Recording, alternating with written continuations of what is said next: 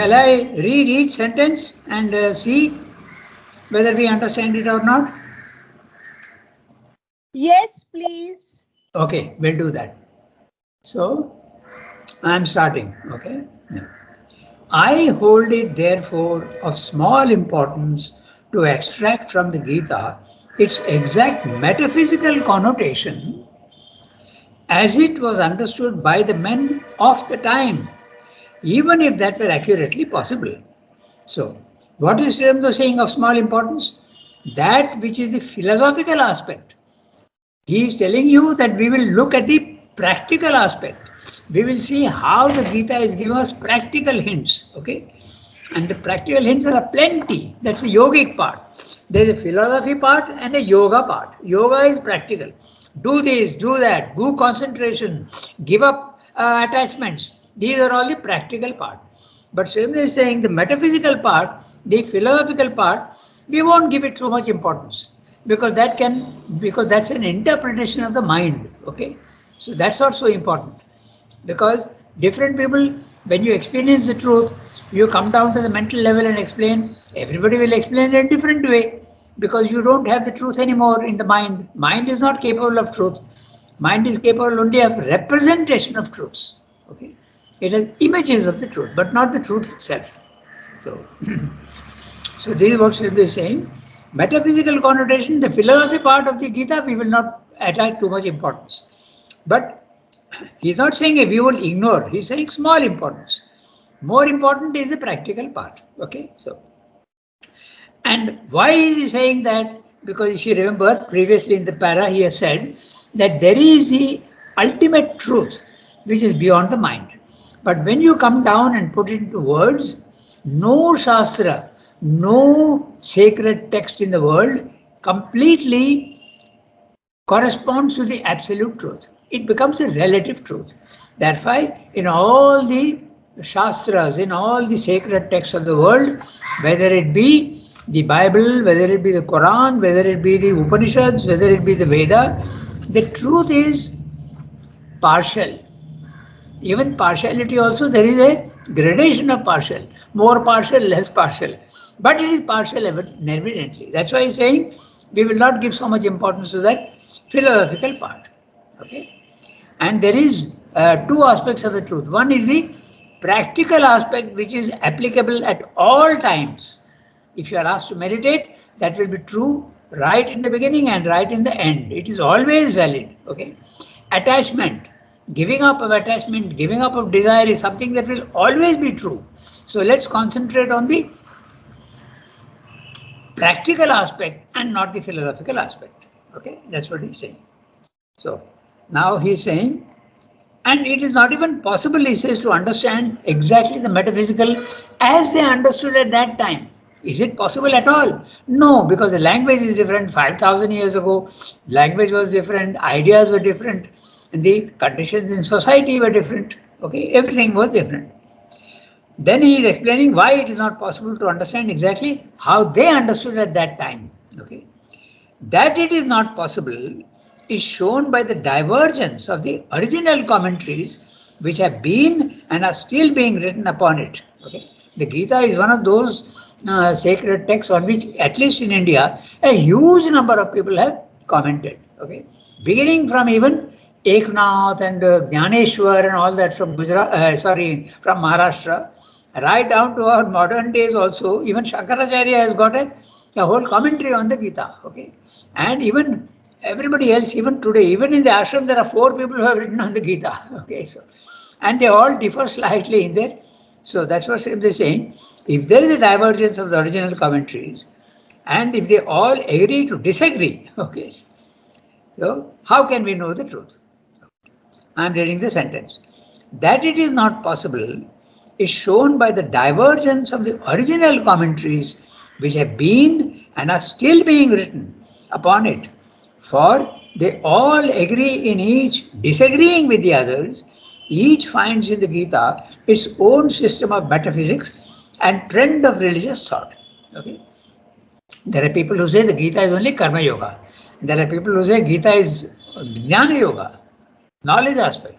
There are others who say no, it is Bhakti aspect. Actually, all the 3 are there. Okay, so finds in there. I go to the next sentence. Nor will even the most painstaking and disinterested scholarship and the most luminous theories of the historical development of Indian philosophy save us from this inevitable error. So which is the inevitable error? When you think that the mind can understand the ultimate truth. The mind can never understand the ultimate truth because mind is only one lower section of consciousness. There is a consciousness which is higher. Consciousness is a common to all these different stages of the existence. Right from the highest to the lowest, there is consciousness everywhere. In matter, consciousness is almost nil. As you keep going up, consciousness increases until finally at the highest level of Satchidananda, consciousness is 100%. But that 100% also is slightly misleading because there's no end to it. You mustn't think that there's an end to it. The moment you think that there's an end to it, you are limiting the infinite, you are limiting God, and God is unlimited. So you can't think in that way. I go to the next sentence. Okay. Inevitable error. Note the word inevitable. In the mind, you will never get the full truth. You will get bits and pieces of truth, but not always everything. That is what makes us think also that when you have a difference of opinion with somebody, don't be categorical and don't say that this is the only truth because however false it sounds, there will be some element of truth in it. Some faint element somewhere hiding in a corner, there will be. So we should never categorically assert our own position. We should state our position clearly, but not categorically assert it. Okay. So, which finds in the Gita its own sister now. So I go to the next sentence. But what we can do with profit is to seek in the Gita the actual living truths that it contains, apart from their metaphysical form, to extract from it what can help us in the world or the world at large, and to put it in the most natural and vital form and expression we can find that will be suitable to the mentality and helpful to the spiritual needs of our present day humanity. Okay. Present day humanity was not the humanity of 5,000 years old. 5,000 years old, there was no international travel, there was no pressure of working. Nowadays, 9 to 5 and beyond 5 also, you have to work very hard to be able to earn your bread. But in those days, it was not like that. They had all the time and they used to go. There was in India at least, there was the joint family system. So there was no even pressure to even earn your living. So you had a lot of time. You could sit and meditate. But today you can't do that. So you have to change the mode of sitting and meditating. You have to learn how to meditate even while you are in a plane or even while you are working. You have to meditate. So conditions are totally different. Our present day humanity. So, but the Gita will be able to give you the essential truths which will be applicable at all times. That's what should be saying. Okay? And not only that, not only helpful to us, but even the world at large. Okay? It can be applied everywhere, in every country. Don't think that yoga, there are many in the Christian world who think that yoga is something Indian. Okay, and that's why they reject it. Oh, yoga? No, no, no, that's Indian. Reject it. That's not what Christianity is saying. Okay, we don't accept it. This is a fact. In America, they don't accept yoga. Oh, that is a Hindu thing. Why should we? But it's not like that at all.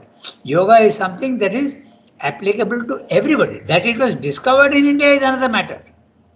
But its practical practice, the practical practice of it is absolutely valid for every country, every clime, everything. Okay, There's, it's a universal truth.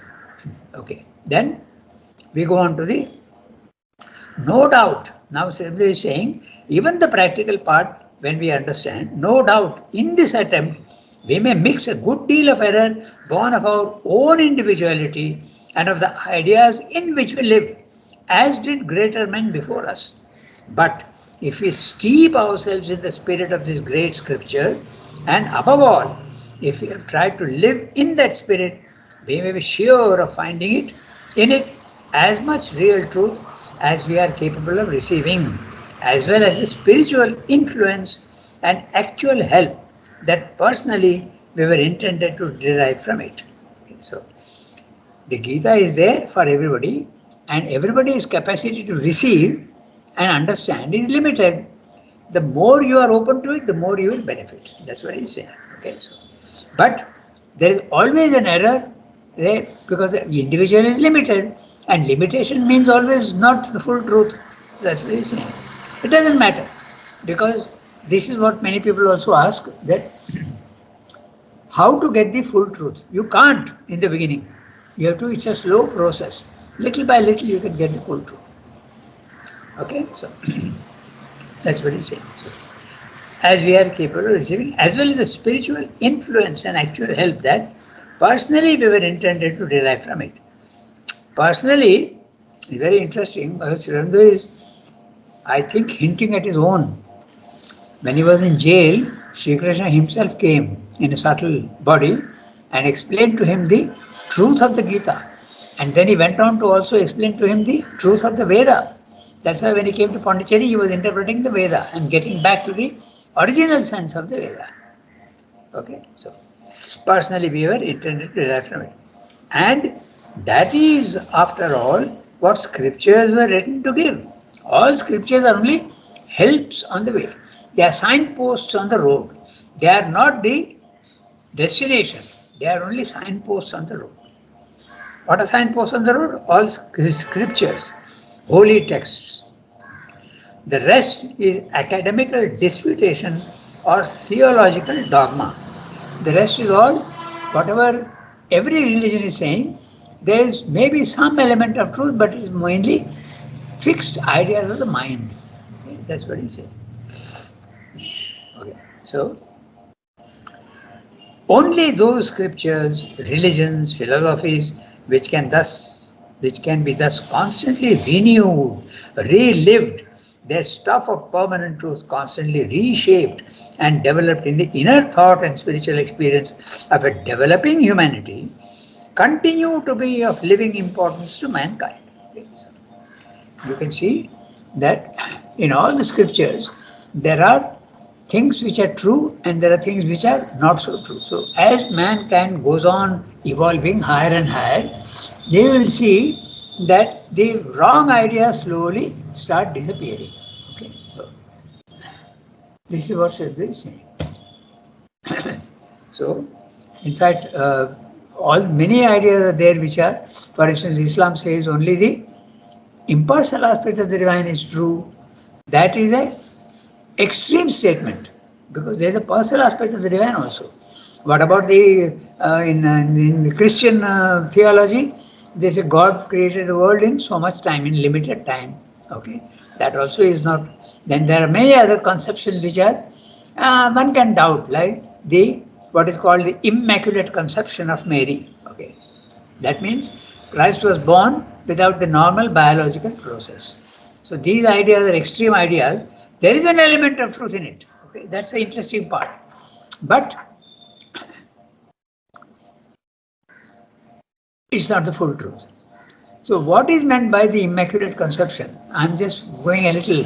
What could be the truth behind Immaculate Conception? Okay, so I'll give you an idea. Okay, it's my own idea. You can take it or leave it. Okay, so suppose you are procreating. Okay, there is the element of sex that comes in, and the element of sex is always there is attachment and desire and excitement.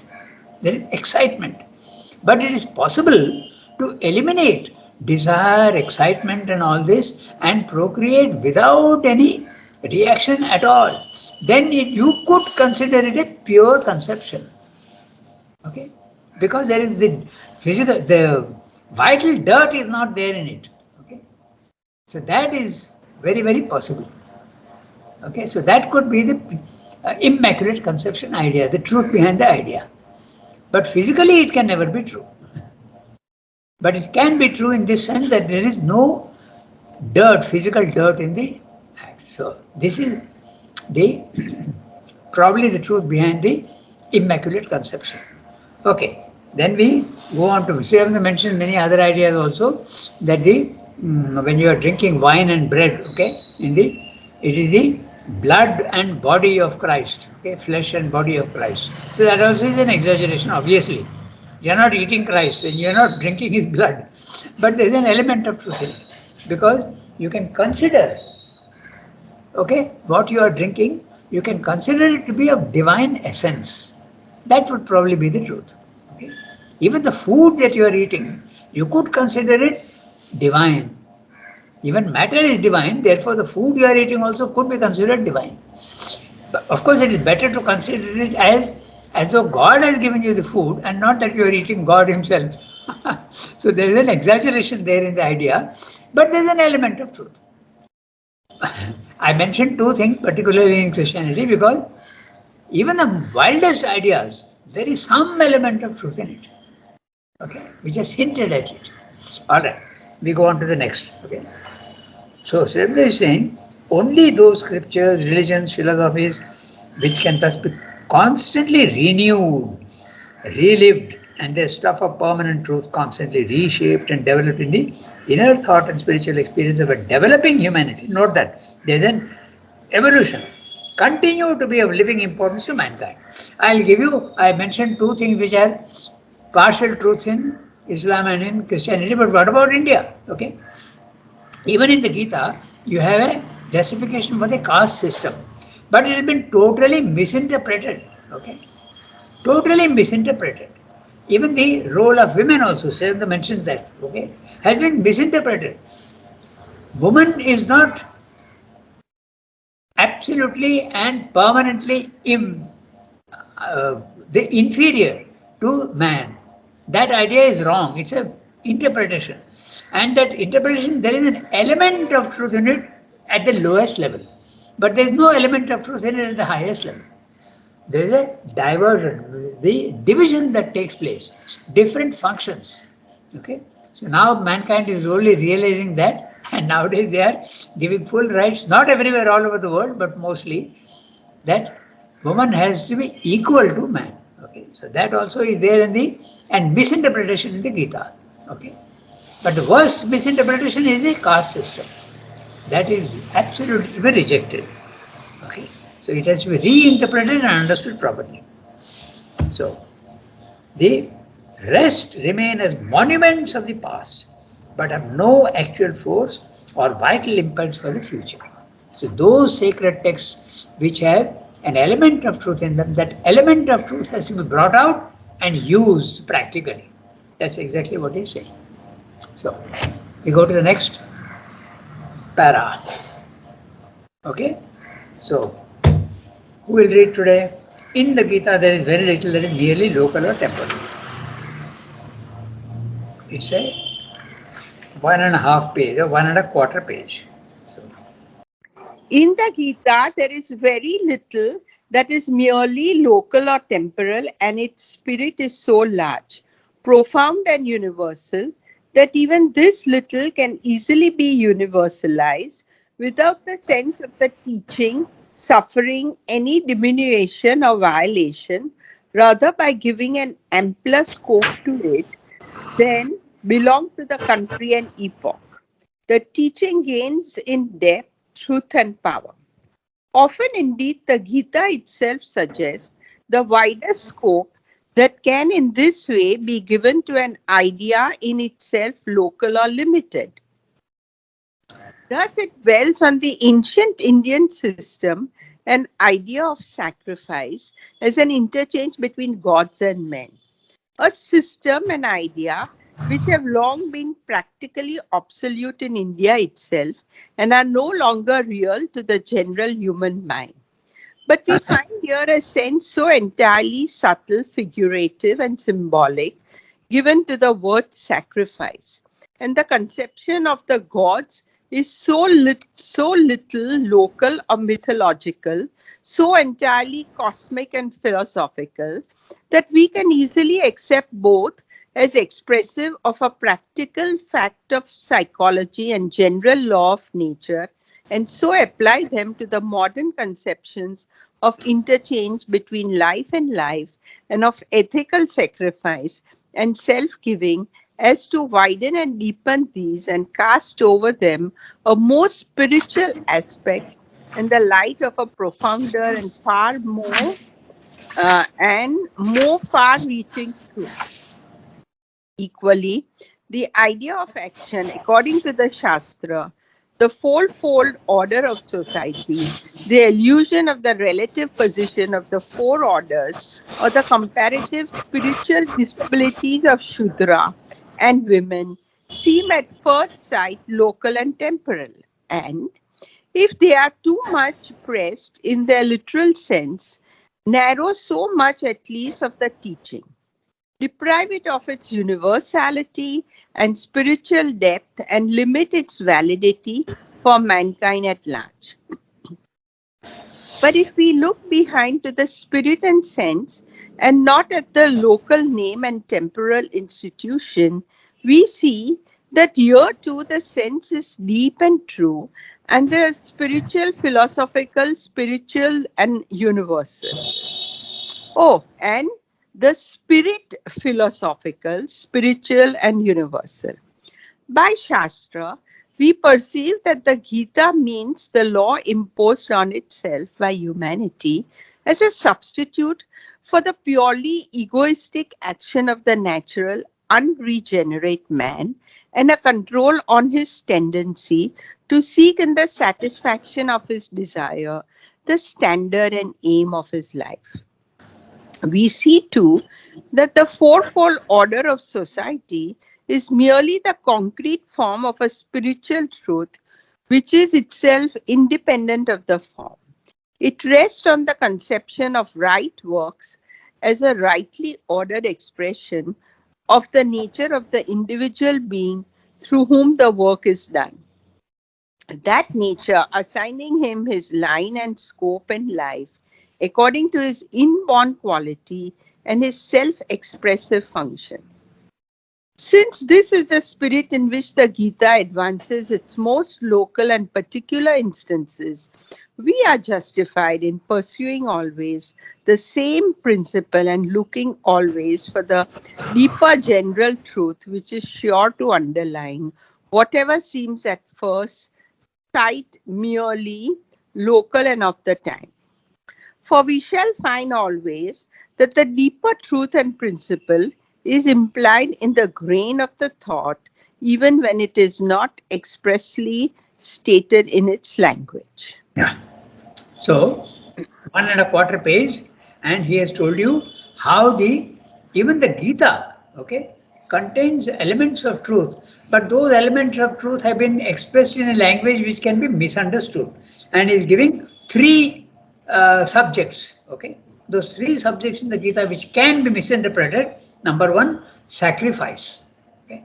Number two, the caste system. Number three, the inferiority of Shudras and women. Okay, so we will discuss each of these today. We have time and we'll discuss each of them and what is the truth and what is the falsehood. Okay, so first of all, first we'll discuss this. Then afterwards we'll go into detail if you want, but it may take the whole period today because we are at 8:15. We have got 20 minutes. So it's very interesting. We see what is the truth behind sacrifice and what is the falsehood behind it. So, or not falsehood exactly, but the misinterpretation. First is the sacrifice. In India, yajna is sacrifice.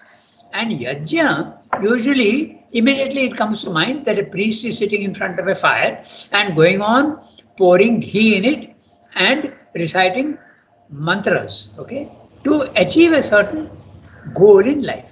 You can, even today in India, if you go to a temple, the priest will ask you, what do you want? And you will say, I want my business to succeed. You put some money in his plate and he will pray to God, please give him success, okay? Or you want your daughter to be married nicely, so you ask that, they'll ask you the name. And you will tell the name of your daughter and you put some money in his plate and he will ask the divine to give your daughter a good husband. Okay, these are the things. So this is the false idea of yajna. Okay, yajna is not the pouring of ghee, offering or whatever you have to God. Okay, and asking for something. Slightly at a slightly more psychological interpretation, you go to a temple and there are hundis there. Sunki doesn't know what a hundi is. A sort of it's a sort of safe, okay, where money is put through a slot, okay. So only the priests and the authorities of the temple can have access to that money. So you take that, put some money into that, and ask for something, okay. This is the normal idea of sacrifice. You are sacrificing something and asking for something from the divine. But this is not the real meaning of sacrifice in the Gita. The meaning of sacrifice in the Gita, we have already discussed in the synthesis of yoga, if you remember. It is the mutual connection between all living creatures in the physical world. You have to give to receive. You have to, you can't only take, you have to give to receive. There is an interconnection between everything. That we have discussed already once in fact, in the synthesis of yoga, the sacrifice is discussed in 3 chapters, 80 pages. He explains to you what is actually meant by sacrifice. It is the interconnectedness of everything. You think that you are alone in the world? Totally wrong. You depend on the universe. You depend on food from the universe. You depend on oxygen from the universe. Even your body has been born from the matter of universe. So you are connected. So exchange. Okay, that is the truth of the sacrifice. We won't go into too many details because then we are going off our subject. So this is in the sacrifice, wrong idea and right idea. The right idea is you must always be willing to give up certain things to be able to get something. Okay? The interconnectedness. In fact, this is something that the Marwadis in India understand very well. The Marwadis, because they are the ones who do the commerce from Rajasthan on the northwest coast of India, map of India. They are there and they are very good at practical business. But they understand very well that you have to give to receive. That's why on all their safes they have Shubh and Labh. Okay, you can make a Labha, but you have to also do Shubh. Okay, so that's why they also donate a lot of money to the others. Okay, so this is the truth of sacrifice. Of course, when you talk of Shubh and Labh, you are interpreting in a very, very gross manner. But when you are wanting something from the divine, you want liberation, you want ananda, you want knowledge, you want consciousness, then you have to give up some things that you have. What are the things that you give up? Your desires, your attachments, your ignorance, all these things you sacrifice. And not that easy to sacrifice. It's quite difficult because we are so attached to all these things. Okay, so that's the idea of sacrifice, the truth and the wrong interpretation. Then you come to the Shudras and the women, okay, the caste system. We'll discuss first the caste system and then we go on to the women. Okay, so the caste system, it can be interpreted in the Gita as though the Gita is speaking of them as inferior. Actually, at the lowest level in the physical world, there is a truth in it. The Shudras are not educated, they are not knowledgeable people, and they are fit for service to the divine.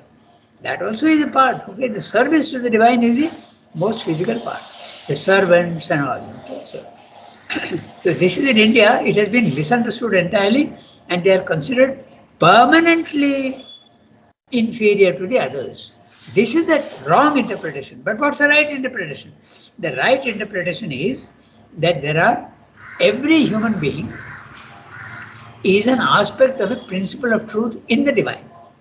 And when the divine, the one, is becoming the many, it expresses itself mainly in 4 types of characteristics. Okay? There is the aspect of knowledge. When I say the one is becoming the many, it can be infinite many. But all the infinite many are only variations of basically 4 aspects. And those 4 aspects are, one is knowledge. The other is force, Shakti. And the third is splendor, beauty, wealth, okay, well-being, okay, magnificence. This is the third. And the last is service, humility, service to the others. So these are the essential truths of the divine when it manifests. knowledge, force, splendor and beauty, and wealth. Wealth in the right sense, not in the wrong sense.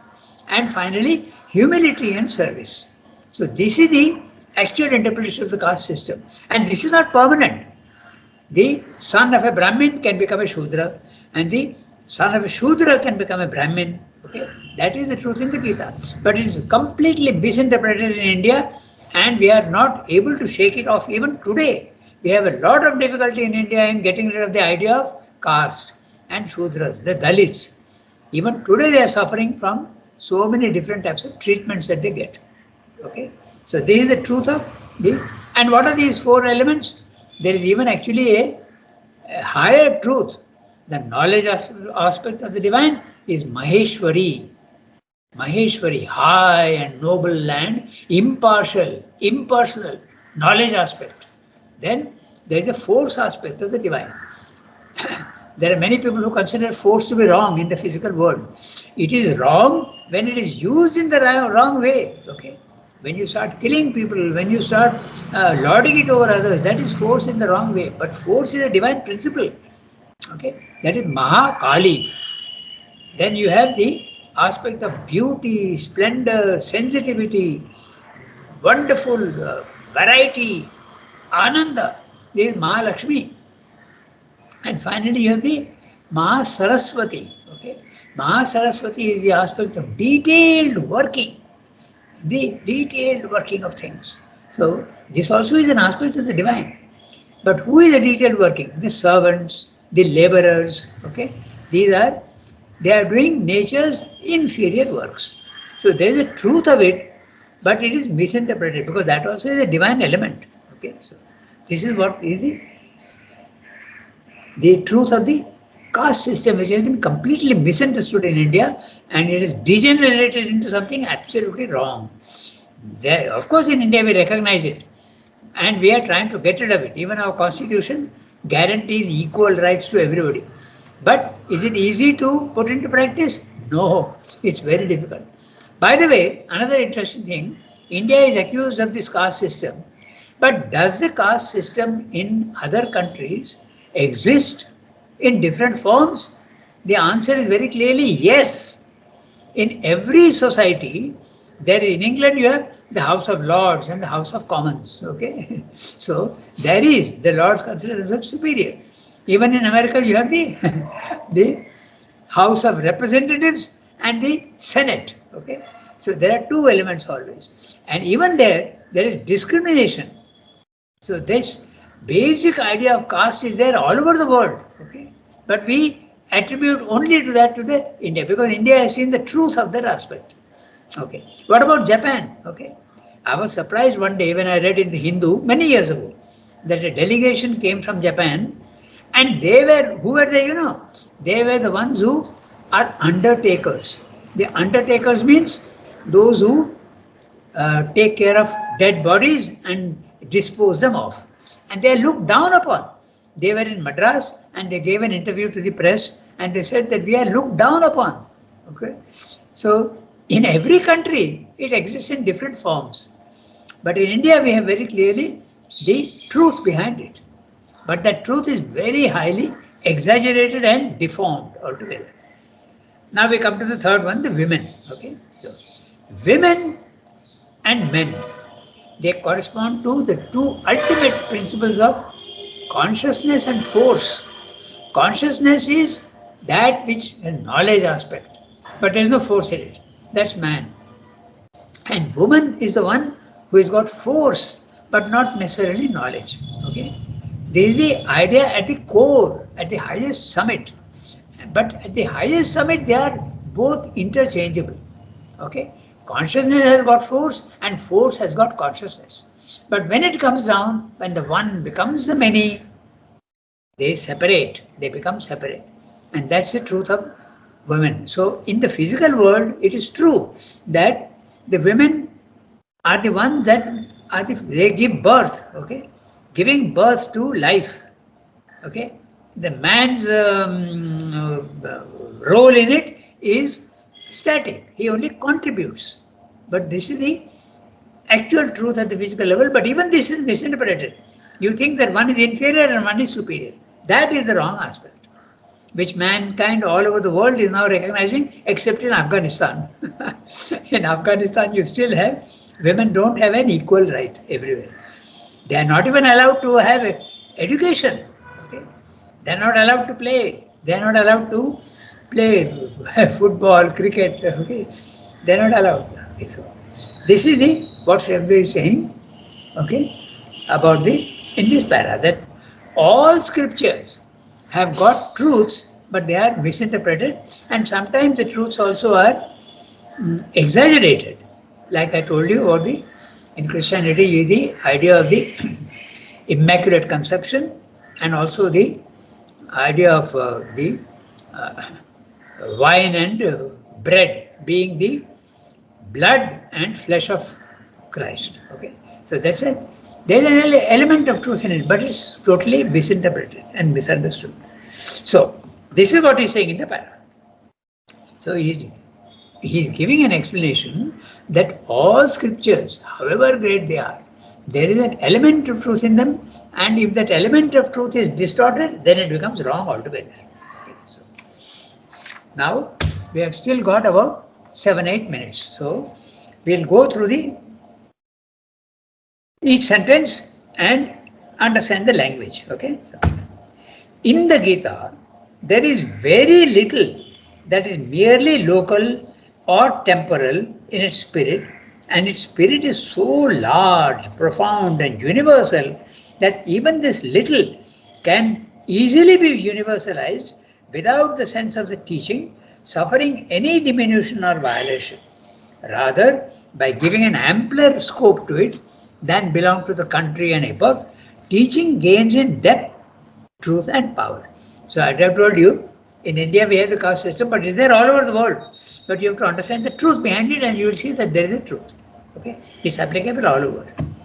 Then, often indeed, the Gita itself suggests the wider scope that can in this way be given to an idea in its local or limited. The idea of sacrifice, okay, pouring ghee into a fire and going on reciting mantras is very, very typical in India, local. It's a local thing. But there is a spiritual truth behind it which is applicable all over the world. Okay? That's what he's pointing out. Thus, it dwells on the ancient Indian system and idea of sacrifice. This is number one. As an interchange between gods and men. There you are. Okay. If you want something from gods, you have to give something to them. You have to give up your attachments, your desires, your ego. There's always an exchange. Nothing, as the Americans say very clearly, there is no free dinner in the universe. Okay, there is no free lunch. You have to pay for it. Okay, so this is true everywhere. A system and idea which have long been practically obsolete. Obsolete means no more valid. Okay, obsolete. The idea, even today, yajnas do take place. It's true, but the basic thing, it's becoming less and less. Okay? It's not very, but the yajnas do take place, but very rare, not as frequent as it was before. The system and idea which have long been practically obsolete in India itself and are no longer real to the general humankind. They don't believe. They say that if you pour ghee into a fire and ask for rain, will it happen? Actually, there is an element. The more the sincere call to it, it can happen. Okay. There was actually a drought in Pondicherry once, and mother had I think she chose 6 or 7 girls, and they were asked to march in a particular pattern, I think corresponding to the symbol of water, and they went on praying. We want the rain, we want the rain. It happened in Pondicherry. Mother organized that. So that also is a physical form of the sacrifice.